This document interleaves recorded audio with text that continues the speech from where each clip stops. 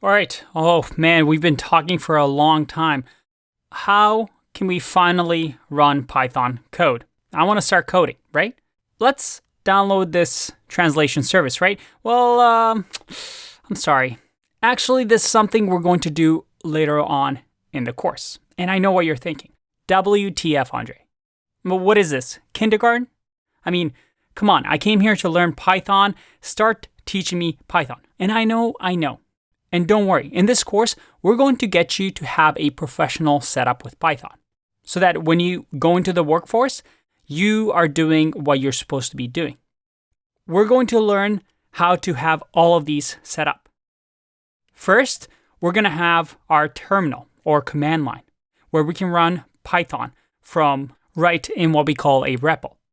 And then we're also going to use code editors like Sublime Text and Visual Studio Code. We're also going to use IDEs, or integrated developer environments, like PyCharm and Spider. And we're also going to use Jupyter notebooks. And I'm going to show you how to set up all of these on your computer, what the pros and cons of using each are, and how some of them might be used for machine learning, while others might be used for writing quick scripts. And I know this is a lot, but it's good to have these skills depending on what type of job you want. And if you're a professional Python developer, well, you should be using most of these. But there's a problem if I start introducing this in the course right away. You see, these tools, you have to install differently based on what computer you have. So if you're using a Mac, a Windows, a Linux, maybe you're using a mobile phone. Because we want to get started right away and write some code instead of worrying about installations and making sure that your computer is all set up, I want to make sure that all of us can get started right away, no matter what device you're on. Now, if you're really keen, head on over to the section where I show you how to install all these on all of your devices so that you have it set up, and you can come back to this section. But I warn you, it's easy to run into problems and get confused when installing these tools. So I recommend sticking with what I'm about to show you, and I promise we will get you this professional setup. No other course is going to teach you all these things. But before I dive into these, we need to learn, we need to be able to just have fun and write some code.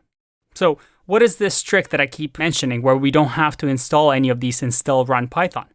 It's called Repple. You see, instead of us having to download this, we can go to repple.it. And when you go here, you'll get a login screen. Now, I recommend creating an account on here because, trust me, it's going to be very useful. It's one of my favorite tools. And it allows you to save Python files just online. For example, once you log in and create an account, you can just create a new REPL, choose the language that you want to use. In our case, we want to choose Python. We can name our REPL.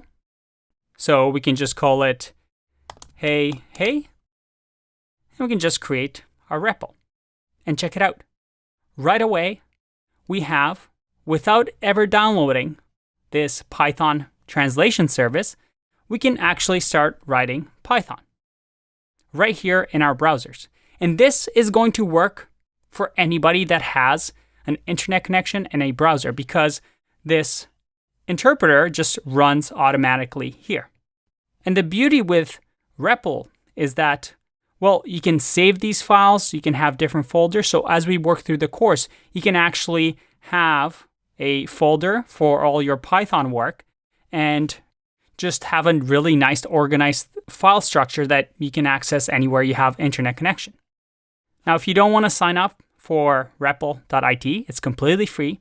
You can also use this open source glot.io, which again, you go to Python and you're able to run Python online.